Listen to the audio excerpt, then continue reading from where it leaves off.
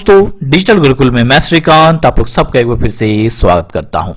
दोस्तों, आज हम बात करेंगे आरआरबी एनटीपीसी के आज के एग्जाम के प्रश्नों के बारे में। किस तरह के प्रश्न पूछे जा रहे हैं और आने वाले एग्जाम में क्या क्या प्रश्न आने की संभावनाएं हैं, क्योंकि प्रश्न बार बार रिपीट हो रहे हैं। सबसे पहले आज के किस तरह के कितने पेपर में प्रश्न पूछे गए ये देखते हैं। आज के एग्जाम में हिस्ट्री के लगभग 6 प्रश्न पूछे गए जो मॉडरेट किस्म के थे। ज्योग्राफी के 1 प्रश्न पूछे गए, पॉलिटी के 2 सवाल पूछे गए, स्टैटिक जीके के 2 सवाल, बायोलॉजी के 7 सवाल, केमिस्ट्री के 2 सवाल, फिजिक्स के 5 सवाल, कंप्यूटर के 5 और करंट अफेयर्स के 11 सवाल पूछे गए। यानी कुल मिलाकर सबसे ज्यादा करंट अफेयर्स के प्रश्न पूछे गए हैं आज के एग्जामिनेशंस में। शुरुआत करते हैं कुछ इंपॉर्टेंट प्रश्नों से जो आज के एग्जाम में पूछे गए। शुरुआत सबसे पहले करते हैं कि नीति आयोग के बारे में एक प्रश्न पूछा गया कि करंटली नीति आयोग के सीईओ कौन है। अभी तो वर्तमान में नीति आयोग के सीईओ है अमिताभ कांत। अच्छा, बात नीति आयोग की आई है तो इनसे बार बार प्रश्न पूछे जाते हैं। बहुत बार पूछा गया नीति आयोग का फुल फॉर्म, तो national institute for transforming India इसका फुल फॉर्म होता है। इसकी स्थापना कब की गई? 1 जनवरी 2015 को इसकी स्थापना की गई है। आपको बता दो हिंदी में इसे राष्ट्रीय भारत परिवर्तन संस्थान कहा जाता है। यह भारत सरकार द्वारा गठित की गई संस्था है। पहले इसे योजना आयोग के नाम पे जाना जाता था और योजना आयोग को हटा के उसके स्थान पे नीति आयोग की स्थापना की गई 2015 में। अच्छा, पूछा जाता है कि नीति आयोग के चेयरमैन कौन है, तो इसके चेयरमैन हमेशा भारत के प्रधानमंत्री रहते हैं, तो अभी इसके चेयरमैन है श्री नरेंद्र मोदी।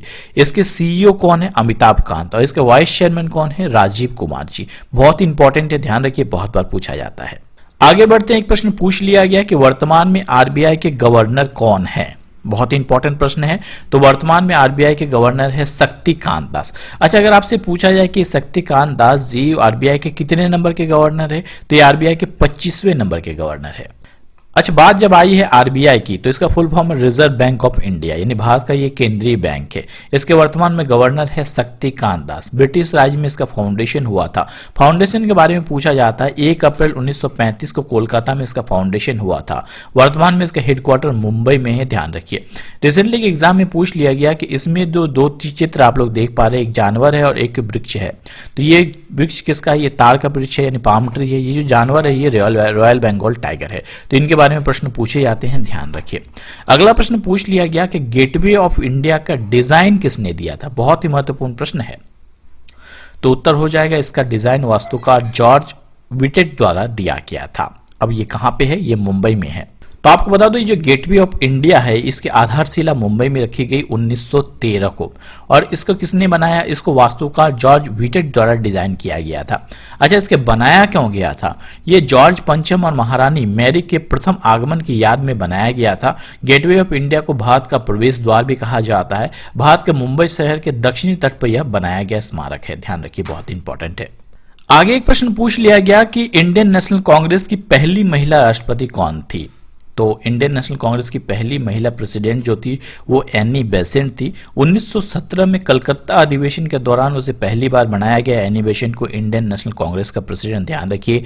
वो ब्रिटेन की थी और वो आयरिश ओरिजिन की थी। अच्छा, रिसेंटली के एग्जाम में पूछ लिया गया कि अभी तक कितनी महिलाएं हुई है जो भारतीय राष्ट्रीय कांग्रेस के प्रेसिडेंट बनी है। तो अभी तक 5 ऐसी महिलाएं हुई है जो भारतीय राष्ट्रीय कांग्रेस के प्रेसिडेंट बनी है। एनी बेसेंट सबसे पहले 1917 को कलकत्ता अधिवेशन के दौरान, उसके बाद सरोजिनी नायडू 1925 को कानपुर में, उसके बाद नेली सेन गुप्ता, याद रखिए, 1933 को कलकत्ता में, इंदिरा गांधी 1978 और 1983 में 2 बार इंडियन नेशनल कांग्रेस के प्रेसिडेंट बनी, और सोनिया गांधी 1995, 1998 और 2013 में इंडियन नेशनल कांग्रेस के प्रेसिडेंट बने और longest serving Indian national Congress की प्रेसिडेंट रही है। इन सभी महिलाओं में से, ध्यान रखिए, बहुत ही इंपॉर्टेंट है।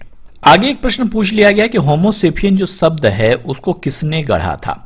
तो कार्ल लेनियस ने होमोसेपियन शब्द को गढ़ा था। आपको पता होगा ये जो होमोसेपियन है वो मानव का साइंटिफिक नेम है, यानी ह्यूमन का साइंटिफिक नेम है होमोसेपियन।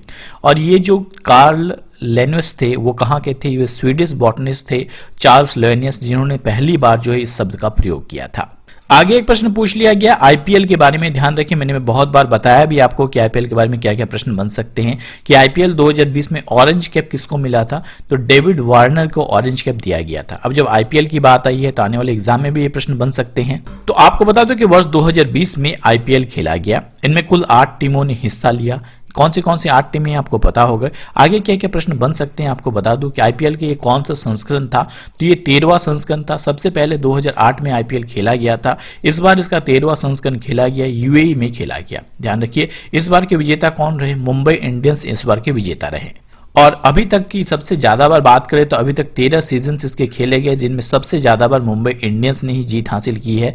2013 में, 2015 में, 2017 में, 2019 में और 2020 में आईपीएल में जीत हासिल की है मुंबई इंडियंस की टीम ने।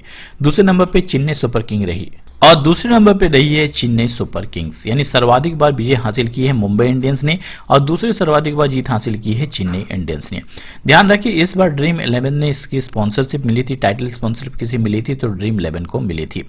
ये 19 सितंबर से शुरू हुई थी और 10 नवंबर को इसका फाइनल खेला गया था, जिसमें जीत हासिल की थी मुंबई इंडियंस ने। अब एक बुक के बारे में पूछ लिया गया कि इंडियन डिवाइडेड, इस बुक के लेखक कौन है, तो ये डॉक्टर राजेंद्र प्रसाद के द्वारा लिखी गई है इंडियन डिवाइडेड। अब डॉक्टर राजेंद्र प्रसाद के बारे में बता दो, कुछ चीजें पूछी जाती है, जैसे स्वतंत्र भारत के पहले राष्ट्रपति कौन थे, डॉक्टर राजेंद्र प्रसाद, और संविधान सभा के अध्यक्ष भी थे। राष्ट्रपति के रूप में उन्होंने 12 साल तक कार्यकाल किया। और एक रिसेंटली एग्जाम में पूछ लिया गया कि डॉक्टर राजेंद्र प्रसाद को भारत रत्न कब दिया गया, तो 1962 को उन्हें भारत रत्न से सम्मानित किया गया था। आगे एक प्रश्न पूछ लिया गया कि राम प्रसाद बिस्मिल्ला को फांसी क्यों दी गई थी, तो काकोरी कांड के लिए उन्हें 1925 को फांसी दी गई थी। ध्यान रखिए राम प्रसाद बिस्मिल्ला का जन्म 1997 में यूपी में हुआ था, आपकी जगह 1897 में यूपी में हुआ था और 1927 को उन्हें मैनापुर षड्यंत्र के आरोप में गोरखपुर जेल में फांसी दे दी गई थी और वो काकोरी जो ट्रेन डकैती कांड थी उसके मुख्य अभियुक्त थे। एक प्रश्न पूछ लिया गया टकलनामा मरुस्थल के बारे में, तकलाम कान मरुस्थल के बारे में, ये कहाँ पे स्थित है, तो तकलाम कान मरुस्थल जो है ये मध्य एशिया में स्थित एक मरुस्थल है, जिसका अधिकांश भाग जो है वे चाइना द्वारा नियंत्रित किया जाता है। चाइना के सिंगयान प्रांत में स्थित है, चाइना में स्थित है तकलाम मरुस्थल, तकलाम कान मरुस्थल, ध्यान रखिए। एक प्रश्न पूछ लिया गया गेहूं के बारे में कि गेहूं का वैज्ञानिक नाम क्या है, तो ट्रिटियम एस्टिवियम गेहूं का वैज्ञानिक नाम है, यानी साइंटिफिक नेम है। ध्यान रखिए बहुत बार पूछा जाता है, जैसे गेहूं का ट्रिटियम एस्टिवियम हो गया, जैसे चना का अगर पूछ लिया जाए तो साइडस है, मसूर दाल का लेनस है, आलू का नाम सोलेशम है। इस तरह से पूछा जा सकता है। वीडियो को पॉज करके बाकी चीजों को देख सकते हैं, मोस्ट इंपॉर्टेंट है। कल भी एक प्रश्न पूछ लिया गया था गेहूं के बारे में, यानी गेहूं का सर्वाधिक उत्पादन किस राज्य में होता है, तो आंसर क्या होता, उत्तर प्रदेश में। एक प्रश्न पूछ लिया गया कि दक्षिण अफ्रीका में महात्मा गांधी द्वारा शुरू किए गए समाचार पत्र का नाम क्या था, तो इंडियन ओपिनियन उनके द्वारा समाचार पत्र शुरू किया गया था, दक्षिण अफ्रीका में उसका नाम था। एक प्रश्न पूछ लिया गया कि श्रीलंका के वर्तमान में राष्ट्रपति कौन है, तो गोताबाया राजपक्षे वर्तमान में राष्ट्रपति हैं श्रीलंका के। बात करते हैं श्रीलंका की। श्रीलंका की 2 कैपिटल है, ध्यान रखिए, कोलंबो और श्री जयवर्धने पूरे कोटे। वर्तमान में वहां के राष्ट्रपति गोताबाया राजपक्षे है और प्राइम मिनिस्टर उसके महिंदा राजपक्षे है, दोनों भाई हैं। और श्रीलंका की वर्तमान में करेंसी है श्रीलंकन रूपी। आगे बढ़ते हैं। एक प्रश्न कंप्यूटर से पूछा गया कि कंप्यूटर के आविष्कारक कौन थे, तो चार्ल्स बेबेज, यानी पूरा नाम चार्ल्स पी बेबेज है, उनके द्वारा कंप्यूटर का आविष्कार किया गया था और चार्ल्स बेबेज को ही माना जाता है कंप्यूटर का आविष्कारक। एक प्रश्न पूछ लिया गया कि कंप्यूटर का जो सी लैंग्वेज है, एक सी लैंग्वेज है, आपको पता होगा कंप्यूटर का लैंग्वेज है सी, उसके इन्वेंटर कौन थे, तो डेनिस एम रिचेट को माना जाता है सी लैंग्वेज का इन्वेंटर। कंप्यूटर प्रोग्रामिंग लैंग्वेज है, 1970 में अमेरिकन कंप्यूटर साइंटिस्ट हैं एम रिचेट, उनके द्वारा ही सबसे पहले सी लैंग्वेज की खोज की गई थी। एक प्रश्न जैसे पूछा गया, मैंने बता ही दिया कि आरबीआई के वर्तमान में गवर्नर कौन है, फटाफट मुझे कमेंट कीजिए। इसके अलावा ये भी बताइए कि ये कितने नंबर के गवर्नर है वर्तमान में, और आरबीआई के प्रथम गवर्नर कौन थे, ये भी आप मुझे कमेंट बॉक्स में कमेंट करके बताएंगे।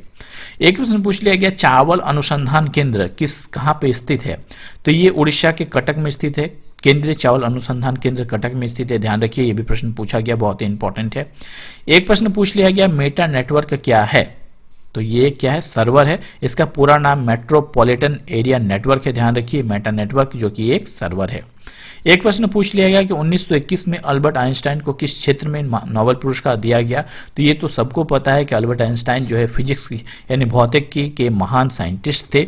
उनके द्वारा E=mc² सिद्धांत दिया गया था, जो बहुत इंपॉर्टेंट है, और भौतिकी के लिए प्रकाश विद्युत उत्सर्जन की खोज के लिए उन्हें 1921 में नोबेल पुरस्कार दिया गया था।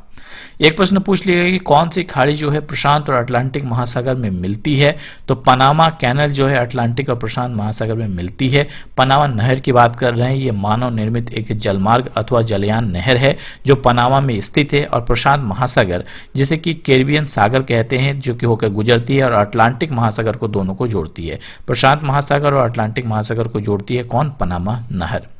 अच्छा, एक प्रश्न पूछ लिया गया कि यूएनईपी का मुख्यालय यानी हेडक्वार्टर कहाँ पे है, तो यूएनईपी यानी यूनाइटेड नेशन एनवायरनमेंट प्रोग्राम, इसका हेडक्वार्टर नैरोबी केनिया में है, ध्यान रखिए। और हेड अभी कौन है?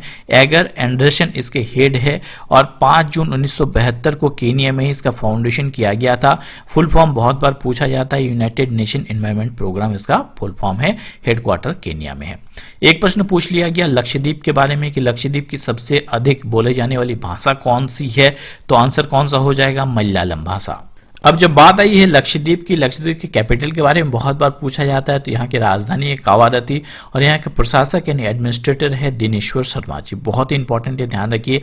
हाईकोर्ट की अगर बात करें तो इसका हाईकोर्ट केरला में है, और एस मणिकुमार जी इसके केरला हाईकोर्ट के मुख्य न्यायाधीश है। एक प्रश्न केमिस्ट्री से पूछ लिया गया कि CaO का दूसरा नाम क्या है, तो उसका दूसरा नाम क्विक लाइम है, और बर्न्ट लाइम के नाम से भी जिसे जाना जाता है। दोस्तों आज के लिए इतना ही। अगर आप लोगों को लगता है कि वीडियो आपके लिए फायदेमंद है और आप चाहते हैं कि इसी तरह की वीडियो आपको मिलती रहे, तो लाइक, शेयर और सपोर्ट करना मत भूलिए। आज के लिए इतना ही, जल्द ही लौटेंगे नई वीडियो नई नॉलेज के साथ। तब तक हंसते रहिए, मुस्कुराते रहिए। Thanks for watching my video. जय हिंद, जय भारत दोस्तों।